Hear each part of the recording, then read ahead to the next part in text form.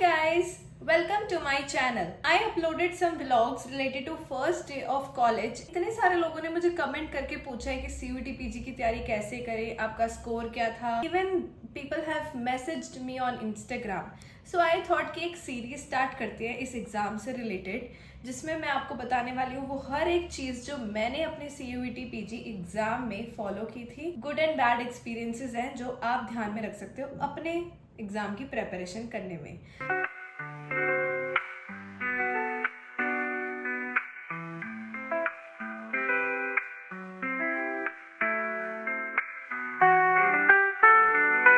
Let's start.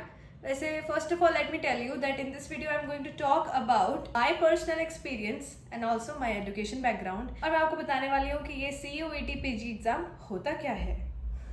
तो शुरू करें. My name is Kirti Suri, as you all can see on my YouTube channel, and currently I am pursuing 3-year LLB from Delhi University. Law Center 1, Faculty of Law, Delhi University से 3-year LLB का course कर रही हूँ.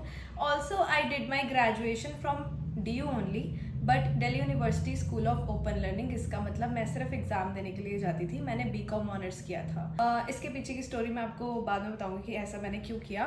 But I have seen कि मेरे जैसे और भी बहुत सारे लोग हैं जिन्होंने अपनी BCom ऑनर्स इरेगुलर कॉलेज सिर्फ एग्जाम देने गए हैं और अब वो रेगुलर कॉलेज से LLB करना चाहते हैं. You are good to go because आपके जैसे और भी लोग हैं. First of all like me, मेरा गोल था लॉयर बनने का.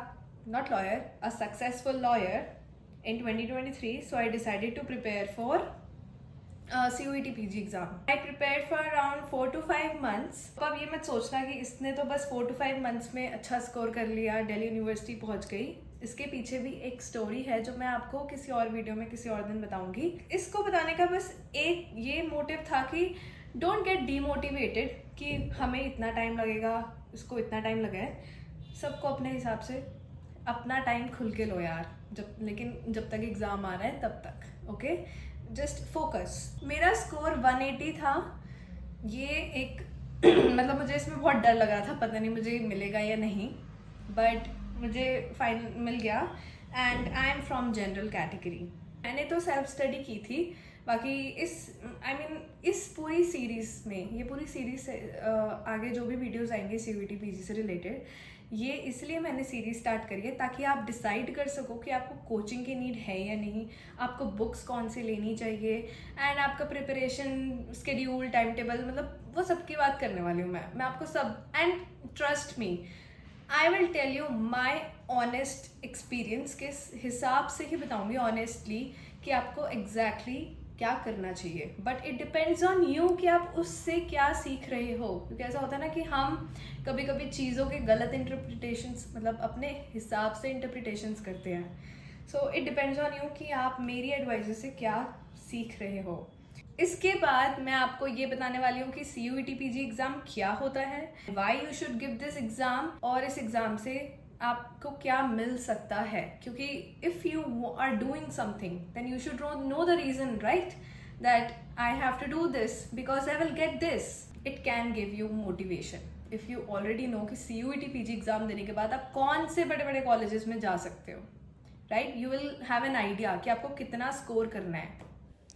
तो CUET PG एग्ज़ाम एक एंट्रेंस एग्ज़ाम है जो NTA कंडक्ट करवाता है, और ये एग्ज़ाम सिर्फ पोस्ट ग्रेजुएट कोर्सेज के लिए होता है. इस वीडियो में बात करेंगे 3-year LLB के लिए, जिसके लिए CUET PG देते हैं, और उसका कोड होता है COQP11, और आई थिंक यही कोड होता है.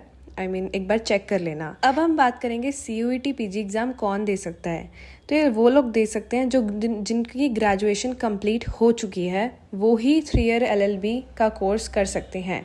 जिनकी ग्रेजुएशन नहीं हुई है कंप्लीट, वो नहीं कर सकते. और कोई भी एज के लोग ये 3-year LLB कर सकते हैं, बस ग्रेजुएशन कंप्लीट होनी चाहिए.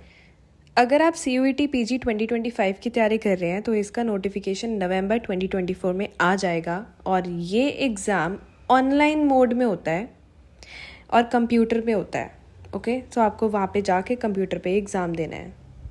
अब अगर आपको एग्ज़ाम देना है तो आप कौन से कॉलेजेस टारगेट कर सकते हो. इसमें 2 आते हैं, एक पब्लिक कॉलेजेस मतलब government colleges, and private colleges.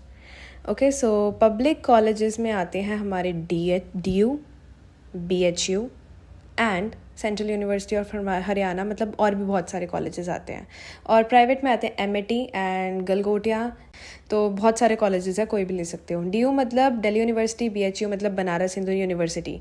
इनकी कट ऑफ बहुत हाई जाती है। BHU की तो बहुत हाई जाती है, DU की फिर भी थोड़ी सी कम जाती है, बट इनकी कट ऑफ हाई जाती है, तो अच्छे से ही पढ़ना पड़ेगा।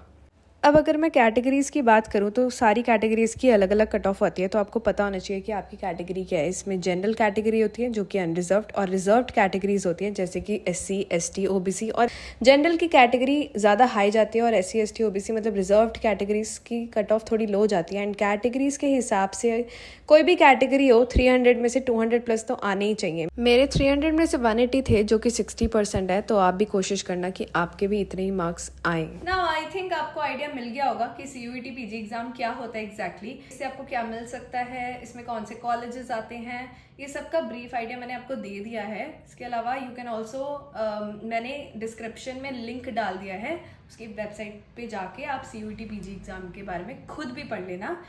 एंड नेक्स्ट वीडियो में मैं आपको बताने वाली हूँ इसके पूरे सिलेबस के बारे में।